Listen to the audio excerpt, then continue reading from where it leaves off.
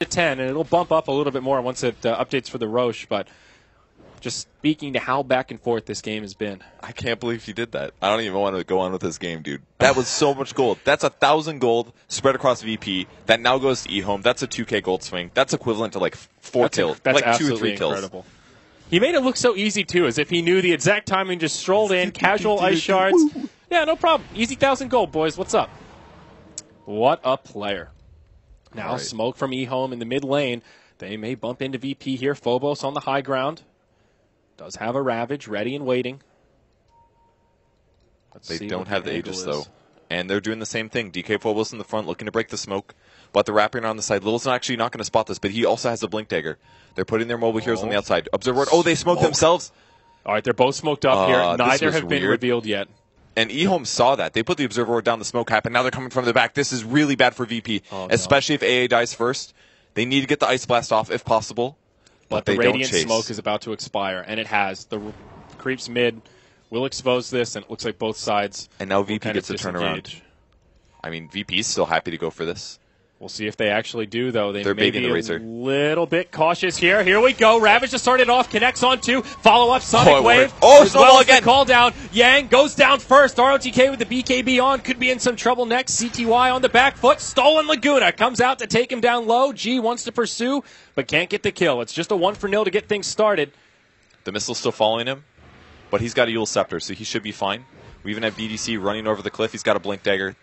Not bad. The Snowball almost saved, man. It just gave me flashbacks to that one fight where the Snowball absolutely saved the core hero. He used BKB 5 seconds on Razor, and he's not that tanky. He needs more raw HP. He's got all this armor. He's got a BKB, but he's just dying to burst damage. Now all of a sudden it's the other way. The Octarine core comes out for the Tide Hunter. There are no buybacks available for eHome. They need to be so cautious here. They'll have to fight without their Razor for the next 30 seconds. They do have a glyph to try and reset and hold the barracks here. Laguna comes out. They chunk the Gyrocopter. Well played by CTY, and that'll be enough to repel Virtus Pro, at least for now. ROTK doing ROTK things. He wants to go in. He doesn't blink. He just snowballs forward to try and buy some time. His team desperately trying to catch up. Oh, Little's in trouble. He's got a blink in 1.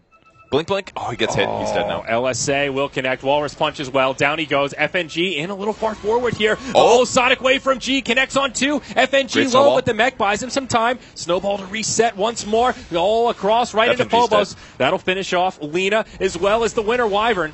Now, ROTK left behind. There's a gem on the ground, but he's in a lot of trouble. This Radiant team crumbling before our eyes here. They see Lanham now because they got the gem, and he's going to die as well. Buybacks aplenty coming from both sides. 2 from VP as well as 2 from eHome. They want to push the advantage here. They can't outplay them here. It's just a Razor. AI Splash comes through. It's going to miss the mark, but they're still chasing. Gem on the ground. There's the Gush on top of Razor.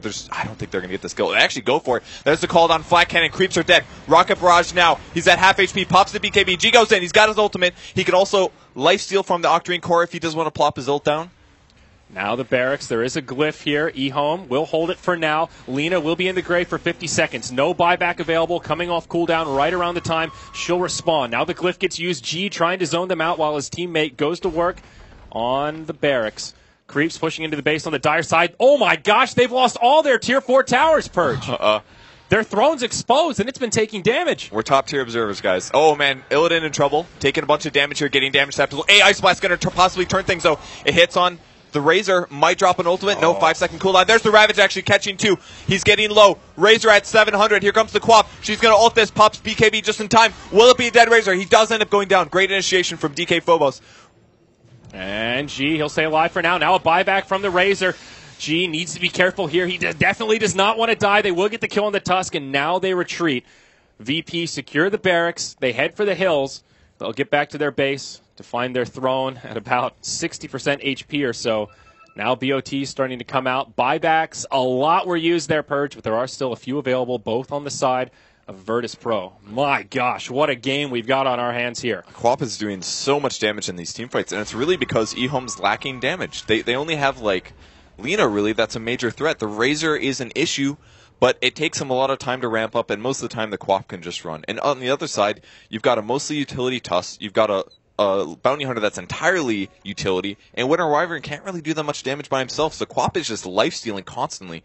Every time he throws out a Shadow Dagger, he's getting 25% of that back, and that's a 3-second cooldown, and he's getting right-clicks, and he's Scream of Painting for lifesteal. He's actually just a tanky, magic-nuking monster right now. And he's going for a Hex next, and once he grabs that, another low cooldown, high-utility item. That's the power of the Octarine core at this stage of the game. Lots of gold indeed. Roche still a while before that 8-minute timer comes up, and we see see who is able to claim the Aegis as well as the cheese. Now the refresher on the way for the Tidehunter. He's picked up the recipe, and that first ring of health still has a little ways to go. And at this point, pretty much everyone needs to pull for buyback. So unless your buyback's on cooldown, you need to be very cautious about that unreliable. This Anchor Smash Octarine core is actually pretty cool because he lifesteals every time that he Anchor Smashes. It's not a huge amount of damage because it's physical and it's getting reduced by armor and stuff, but kind of a cool little idea to make his hero go a lot farther in team fights. He's working on the refresher, by the way. He's got 1 ring of health, he's got 2k gold, and he needs approximately 2,500 to finish that. And I dare say he's going to go all in and buy it because if he uses refresher, or if he blink Ravages, by the time his Ravage is up, he'll be respawned no matter what, right? If he buys back, what's he got? A Gush, a Mecha Blink, that's about it. Anchor Smash is good. Good point. But I feel like he should just go all in on the refresher here, because if they get the right double Ravage, that's game-winning completely. Yeah, no doubt. Now, these dire supports are finally getting some farm. We'll see FNG make some progress towards an Aghanim Scepter, though still rather far away. The Rubik's the big one. Glimmer Cape and Blink Dagger. Since Lil's been able to pick up these mobility items, we've seen a much bigger impact out of his Grand Magus. C2Y coming forward. Yeah, only one outer tower remaining for eHome, and it looks like VP won't press the issue, at least not for now. Phobos for now is just saving buyback. In case he does get killed at the start of the fight without using Ravage, he's going to need it. So that's the dangerous part. Well, there's no point in just buying the extra pieces. You either save for buyback or you buy the whole refresher. Okay, but he's got the surplus. Yep, 100 gold. So definitely want to pull for buyback till you can buy the entire thing. VP just doing the dance. They may want to wait out until they have enough gold for the refresher.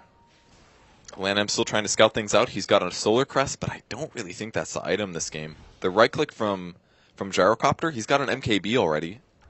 Does he have an item coming? It's an Observer Ward. Careful. Oh, watch out. Oh, G, very far forward. eHome maybe thinking about initiation here. Looking at Dire Vision. They don't have a hell of a lot. It is nighttime after all. eHome. He's thinking about ulti. No, he gets punched. G. There we go. Walrus punch to get things started. Call down gets queued up from Illidan. Laguna Blade almost finishes off G. Can they get him? They will. He's going to buy back. Yang chases him down. Illidan also drops. Phobos comes in with a Ravage, but BKBs were on. It's a disaster for the Dire this go-around. G comes right back into the fight. Gets off the Sonic Wave, but there's just no follow-up. He'll take a Walrus punch. Has to blink defensively. Now VP is just trying to get out of here. FNG's TP gets interrupted. G locked in place. And this could be a dieback if they can catch him, but no. He'll make it out for now. Phobos falls to Yang. 4 dead on the side of VP. Really 5, including the buyback.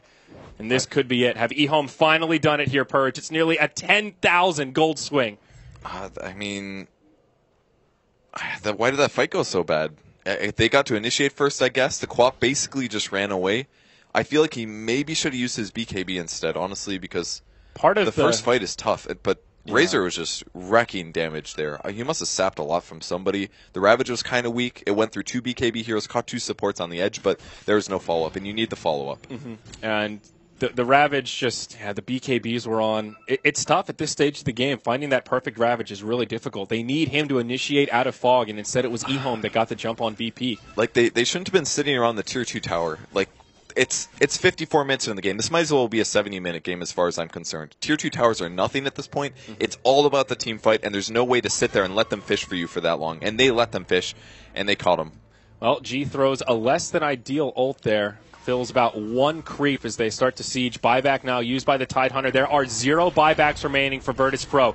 This is it. They need to make a hold here. Remember, they don't have any Tier 4 towers, so Throne is exposed in favor of eHome. They get the Tier 3 tower. There is a glyph for the Dire side. Razor will go ahead and pick up his Assault Kuros to make sieging even easier at this stage of the game. Rocket will chase him down. Okay. So Ravage in 20, so they're not quite ready. Oh, they actually Glimmer Caped him in. Ravage up in 2, but his whole team is very far back. Yeah, they'll hold for now. eHome don't press their luck. All right. Roche has respawned. This is Roche 3. Basically nothing happened just now. Is what happened. They got a Tier 3 tower, which is basically nothing. Yeah, pretty much. Roche is going to be there. They see it. All right. And they see a lot of eHome back. Will they be able to rush for it is the question. They have pretty good damage. eHome have not scouted out the Roche pit. Taking a look at their vision right here, they only have a couple wards on the western side of the map, but nothing around the Roche area. It is VP that walks straight in. Can ROTK snipe the last hit again? He did it once. Their team's going to get here in time, I think. It's not taking enough damage. And VP's got to be careful. Looking at dire vision, they have no idea until they see the ice shards. They back out with Phobos Roche about half health. In comes ROTK. Oh, he gets the Yang blink. uses the Shivas, but will miss. Okay. That was so close. If he got punched there, Tidehunter would have been forced to Ravage, and they would have had to take that team fight, but he barely made it out. Absolutely clutch escape. And now the dance for Roche. Yeah, it's on a hairpin trigger here, and for VP, they just have no lane control in this top. They constantly have to worry about creeps coming in to poke their throne now that they're out of safety structures. Just one effigy remaining. Same goes for eHome, really. I mean, they've got the tier 4s up, but any bit that they can keep these alive is going to buy them time later in a point where it could be a base race. Oh, nice track from Lanham. Gets that little bit of intel into the Roche pit to see exactly where Illidan is positioned. Ice Shards, good steal. They can play with this. Blink forward. ROTK goes in. They go right onto Illidan. He gets BKB'd, and he's dead. No buyback there. Laguna and Winter's Curse enough to lock him in place. eHome will take the safe play and try to go for Roche while they have a 5v4 advantage, and then they'll hightail it straight to the dire base. Are they going to try this? I think VP have to.